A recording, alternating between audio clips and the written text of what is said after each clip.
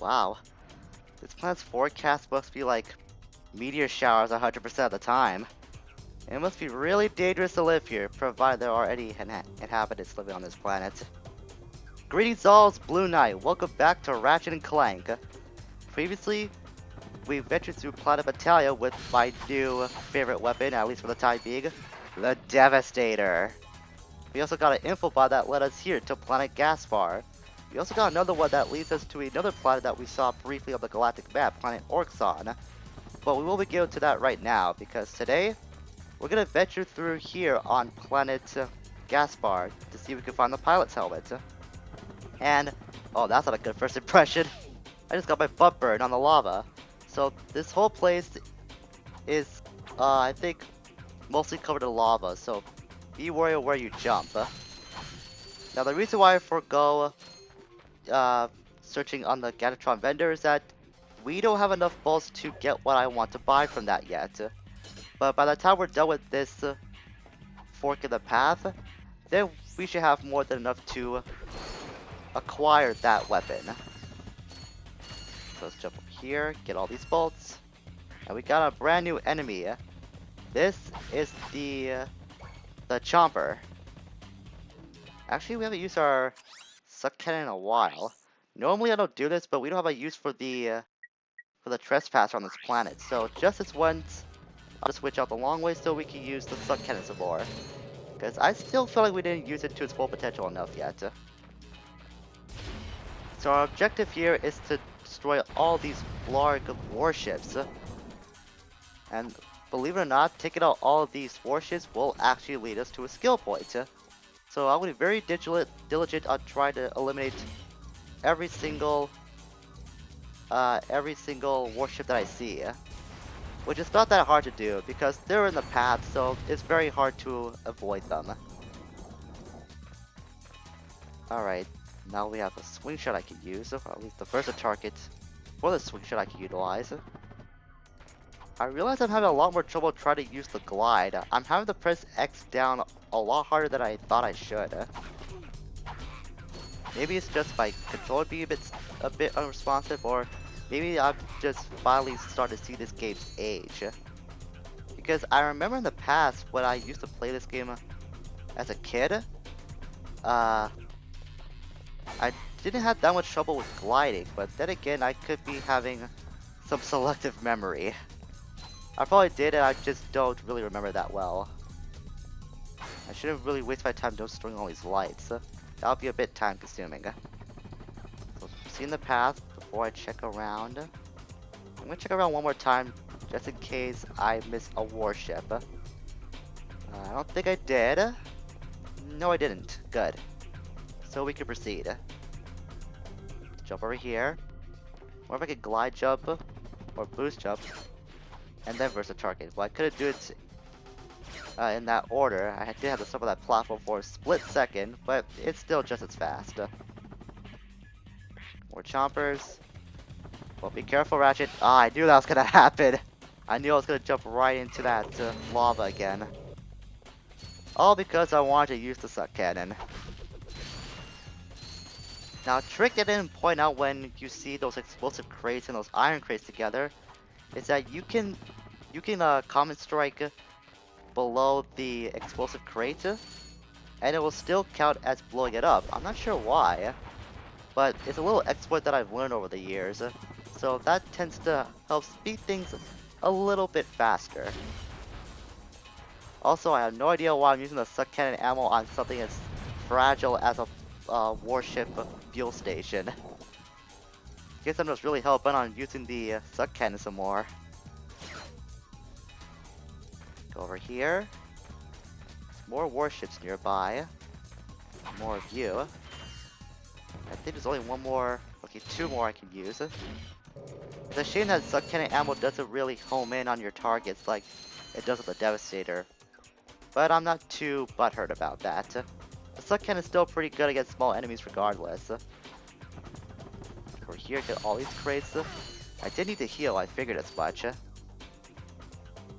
there's a warship fuel station there. I'll actually use the Devastator since it's a bit of ways out. Better not forget to explore that portion. provided there's any bolts. No, they just hold on to me, never mind. I'll still explore there just in case. Take you out. I'm pretty sure those bolts will home on me as well. Yes, they will. And that brings us some new versatile targets. I just saw that one pop out of midair. Part of that crane swung by really fast, and it just swung the versatile target over to its position very quickly. But I saw it pop in. I know what you're doing, game. Over here.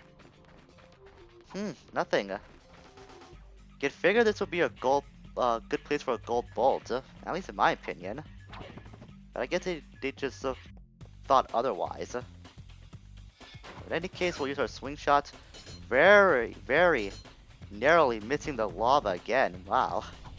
I'll use these platforms. Chances are this was debris from one of the warships that we took out. I'll use my Devastator to quickly home in on these fuel stations. Actually, though, they don't really home in at all. Gotta be just close enough to take them out. That's exactly what I did. And we should get our skill points soon enough. Yep, there's the pop-up. I actually got a little worried there for a split second, I'm not gonna lie.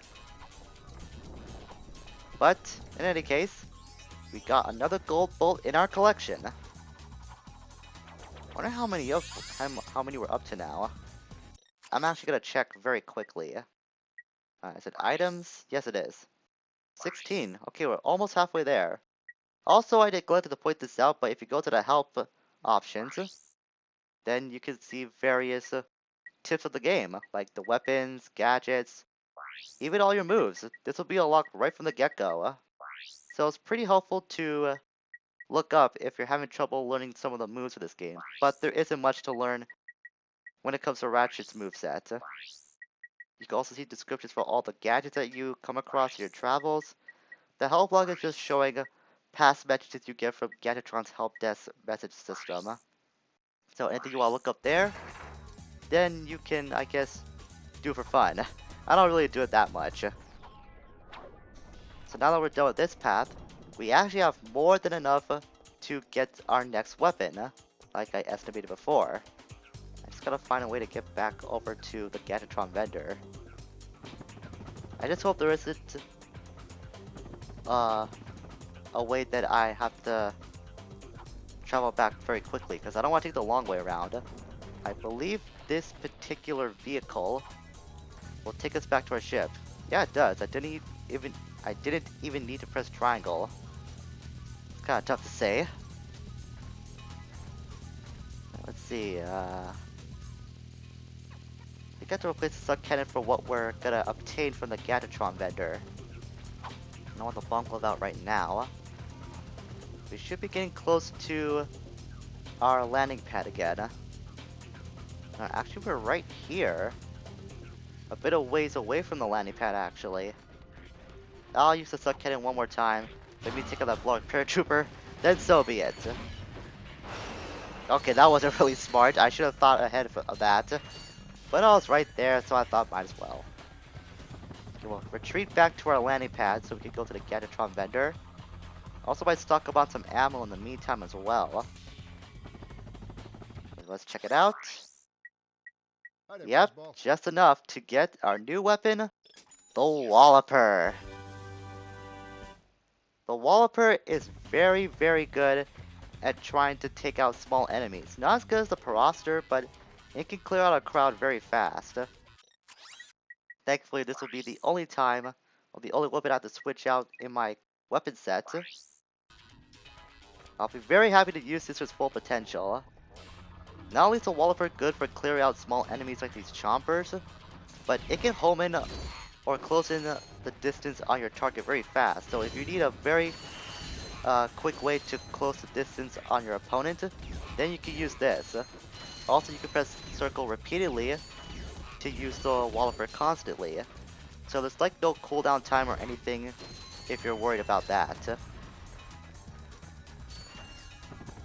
But it's one very, very helpful use when trying to go through Gaspar.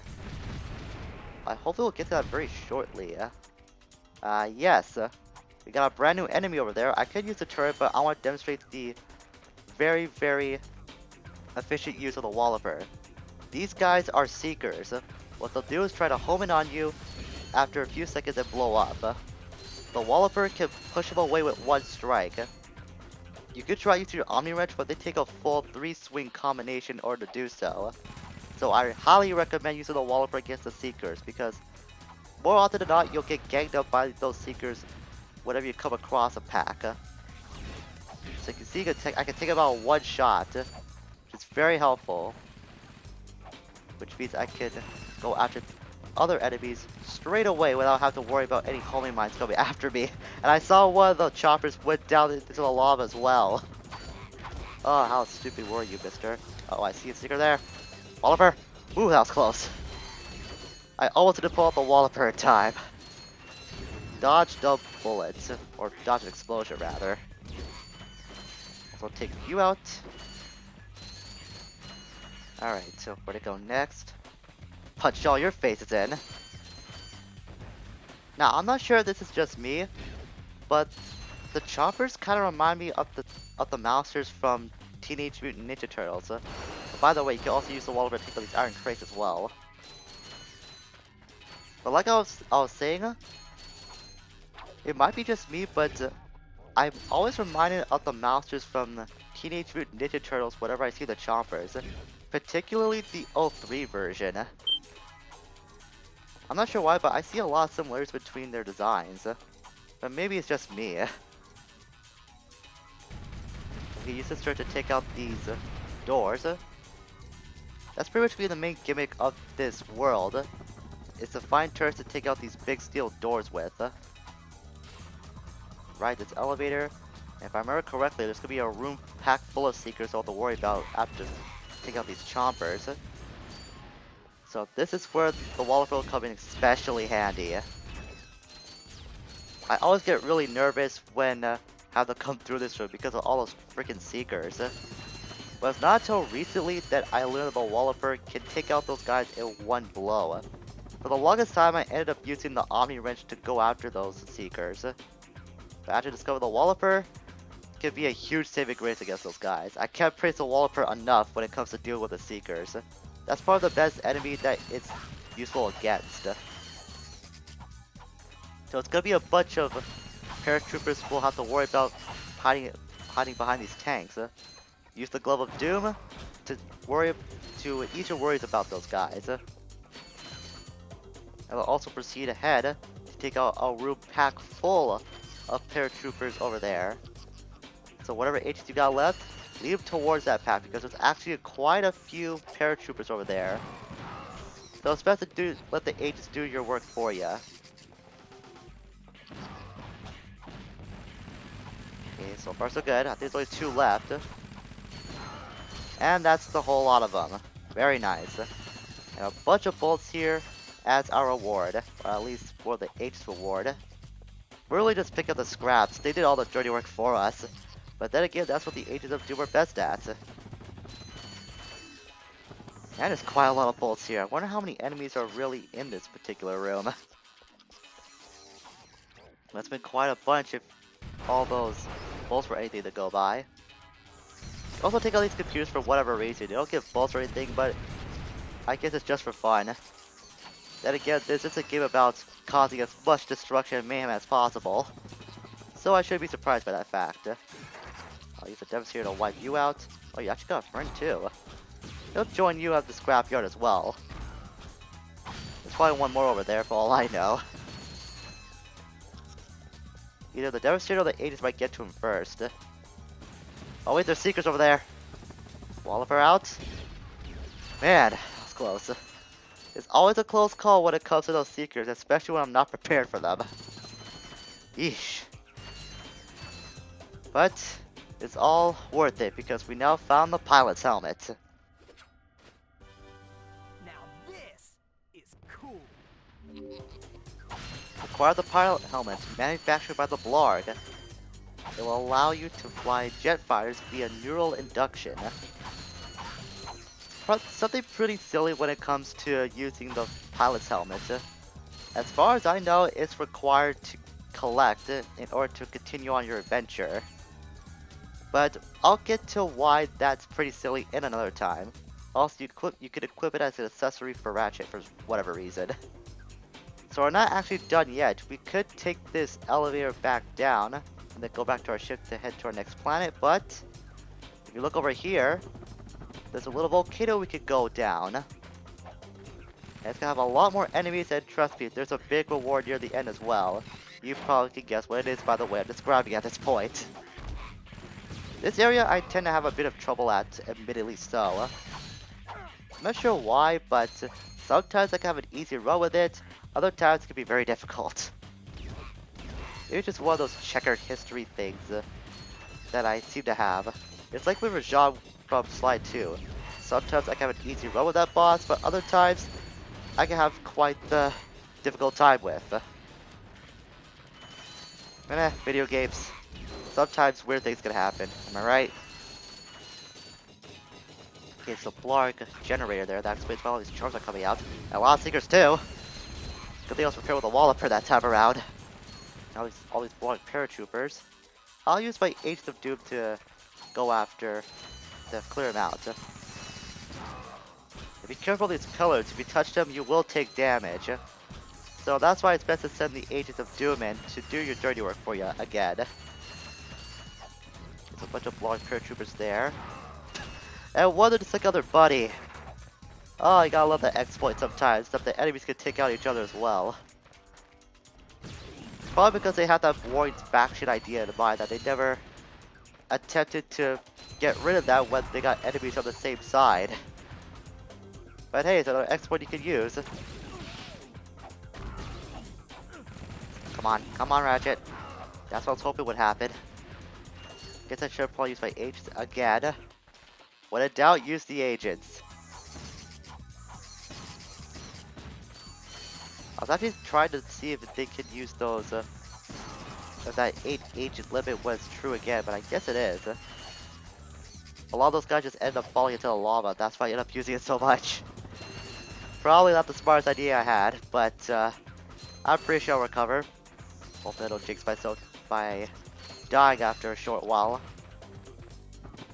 Go around very cautiously, don't want to touch any of those pillars. I'm down to 1 spear of nanotech after all. Okay, good, we're at the end. I was pretty worried that we're gonna fight more enemies, but there's a gold bullet at the end of this path. Also a bunch of ammunition as well. Now you could actually see that gold bolt from near the landing pad if you look up. Now you probably could wonder how the heck are you gonna get there? Well, I just showed the way, so you're welcome, in case you were very confused about that. And with that being said, that's gonna be it for today on Ratchet and Clank. Let's got a bunch of ammo back for that, wow. Practically restocked everything I had except for the Devastator. So next time on Ratchet and Clank, we're gonna head to planet Orxon, which is the former home of the Blarg. So until we meet again everyone, farewell for now.